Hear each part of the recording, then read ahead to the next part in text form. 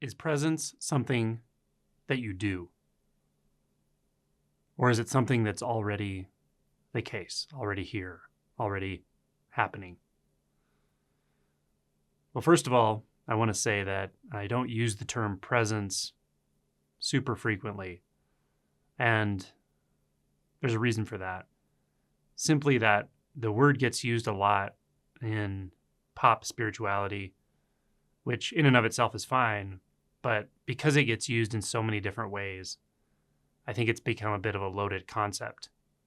So when I talk about presence, it's likely that someone listening with whatever their preconceived ideas about presence are will start running that program about presence or their experience of presence or what other teachers say about presence, et cetera, et cetera, et cetera.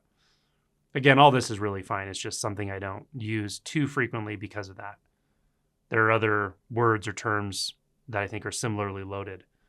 In and of themselves, no terms or words are a problem. It's really just what it invokes in the mind. So with that said, I did make a video a while back called "What Do I Mean When I Say Presence?" I think that was the title. And it kind of discusses what I see to be the case about presence.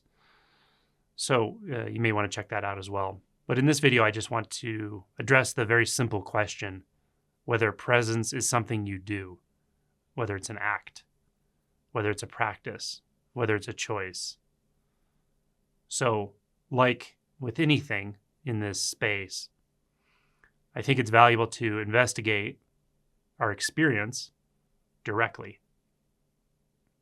This means that the part of your mind that's trying to understand what I'm saying, record what I'm saying, use it as information, store it for use later, can rest, can be put at rest. This isn't information. I have no idea what I'm going to say. I don't have a plan. These words come from nowhere or from who knows where. So I don't have anywhere specific I'm trying to lead the listener. There's nowhere specific I'm trying to lead you.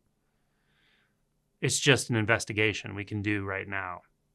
So use your own experience to discover the truth. That's it. Use your own experience right now to discover the truth. And this truth isn't a set of principles. It's not a paradigm. You're not trying to learn from this in the sense that you're going to say to yourself, oh, I get it. Okay, now I know what presence is. Or now I know, even experientially, oh, okay, I've had this experience now. I can reproduce it or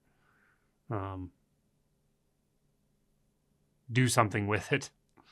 Yeah, put it as a notch on your belt. It's nothing like that.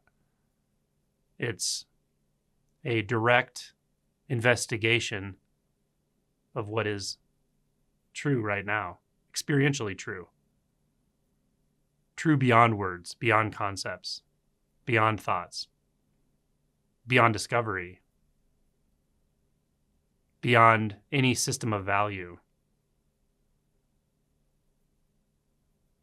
beyond any paradigm. This is what we're investigating. So, what do you notice in your immediate experience? Just go there. Let your attention flow where it naturally does. We're not trying to direct it. We're not trying to manage attention. We're not trying to manage anything. What is the most simple and immediate quality of experience for you right now? Go there. Be there.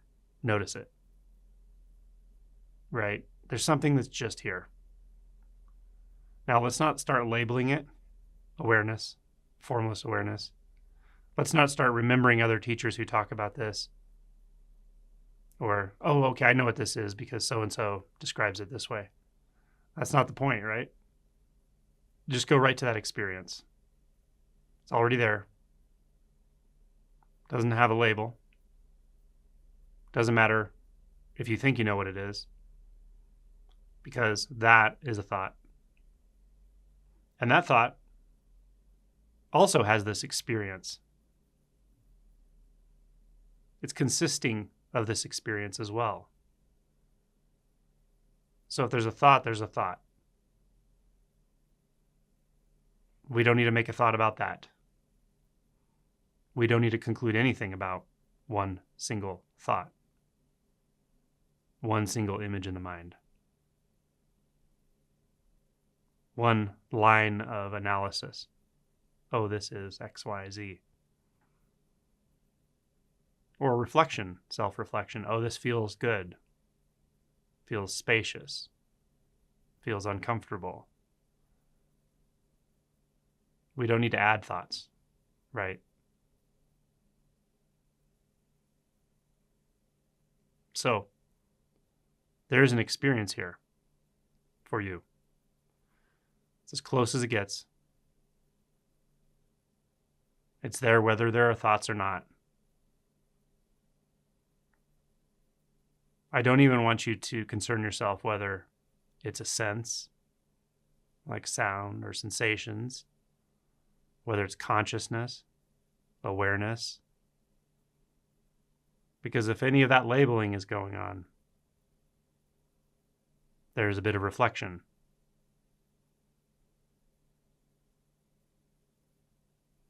So again, just the most primary experience.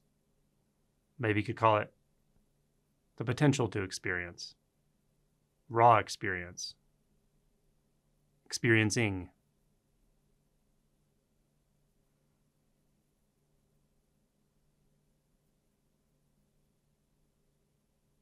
So this may feel more like a stopping, a non-doing.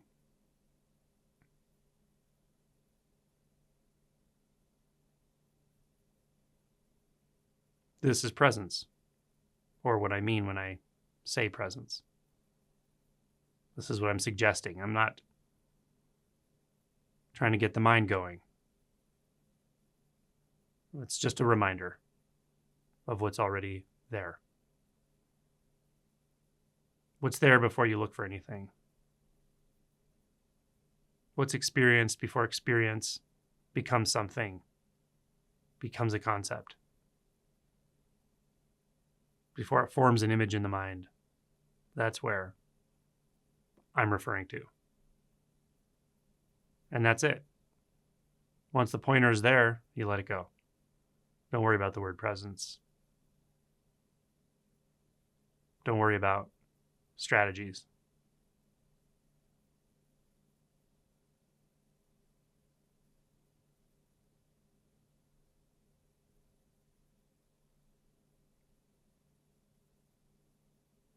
Now the mind might start asking, well, what's the point of this? What can I do with it? Does it deepen?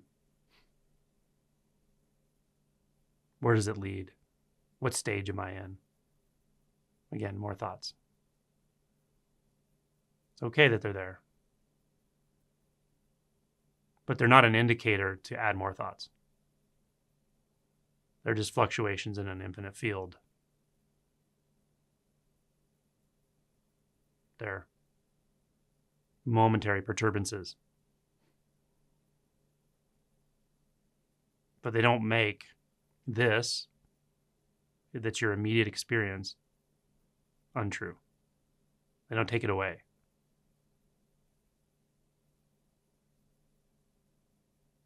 Because it's just this, right? Very simple.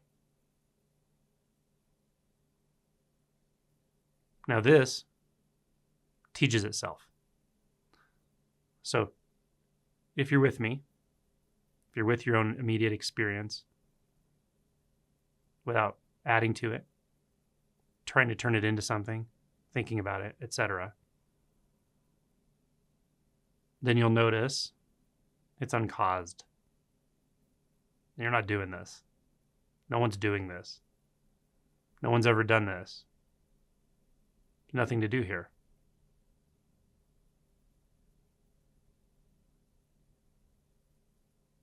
So when you notice that, the instruction is simple. Stay here. Let it explore itself. I don't want to say anything more than that. I don't want to get the mind going. But it does sort of deepen itself. It sort of explores itself. You just have to hold that alertness, willingness to be in this space without doing.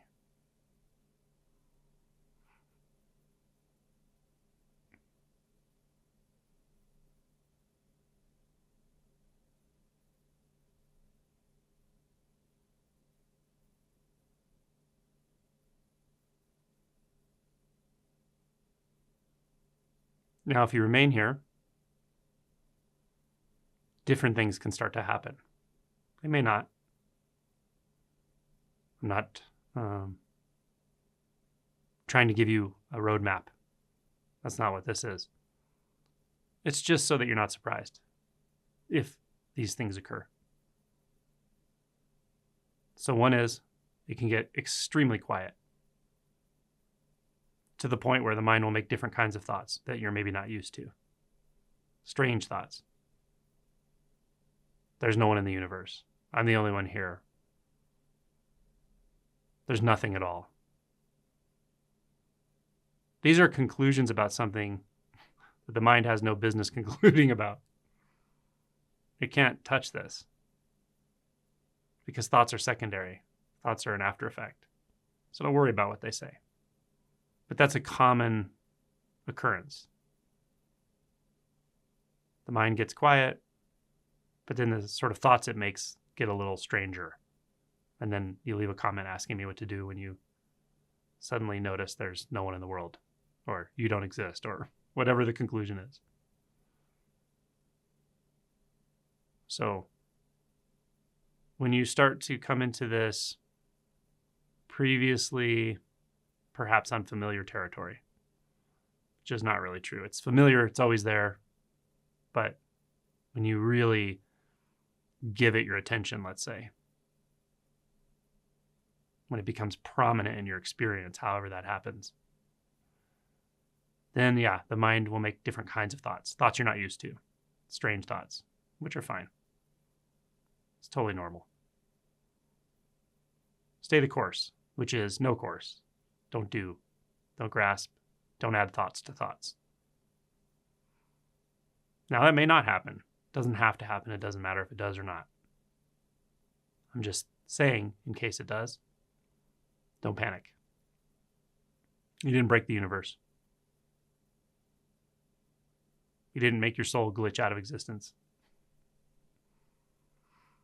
So right here again, what's the most immediate? It doesn't have to be thought about.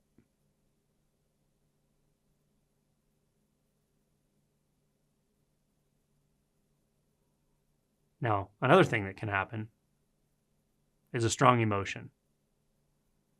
It'll be physical, and it'll often have a thought component, but often a very physical experience. Fear. Could be other emotion as well. Heart rate may go up. Might start shaking. Then the mind will make other kinds of strange thoughts like, I'm going to die. Can't handle this. I'll go crazy. Whatever. Same. Thought is a thought is a thought. Doesn't matter what the content of the thought is. They're simply thoughts. And the physiologic or sensory experience in the body won't last forever. It usually lasts a few minutes and subsides. So that can happen. Doesn't have to. If it does, it's okay. So here we are, where we never left. Nothing to think about, nothing to do, nothing to solve, nothing to find. Just a bit of alertness, which isn't even something you're doing. It's intrinsic to the experience. And another thing that can happen, this is less common, but some people get a lot of it. You might feel sort of energetic experiences in the body. Could be twitching, Could be energy moving up and down the spine. Might be quite intense. Sometimes you even get involuntary muscle movements, things like that. Again, this isn't common. More times than not, this is not the case. But it's okay if it happens.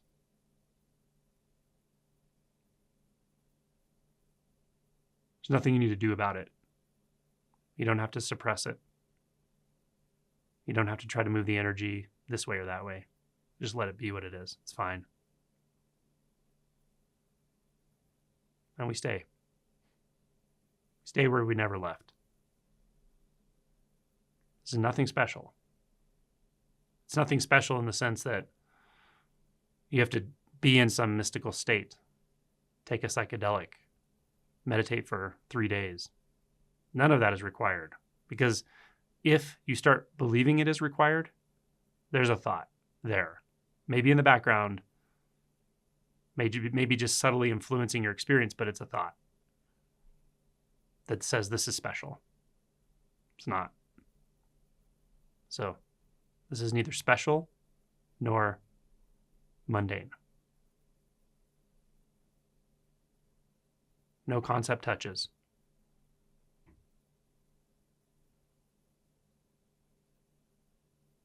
As simple as it gets. This is what I mean when I say presence. I'm just pointing. I'm reminding. I'm not saying to think about something.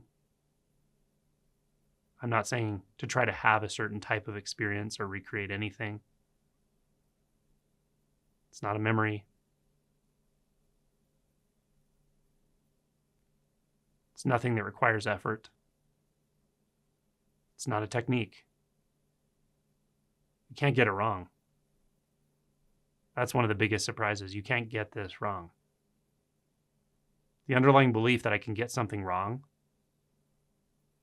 or that something can be wrong, is often what pulls us into the mind, pulls us into thoughts in a sneaky way. You can't get this wrong. Can't miss it. Can't lose it.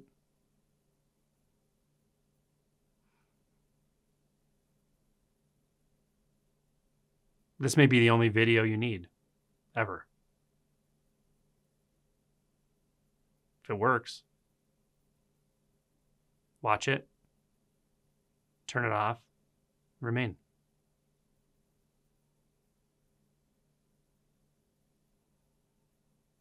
If you need another reminder, watch it again. It's very, very simple. It's not about me. It's not about a teaching. It's not about a method. It's your own birthright.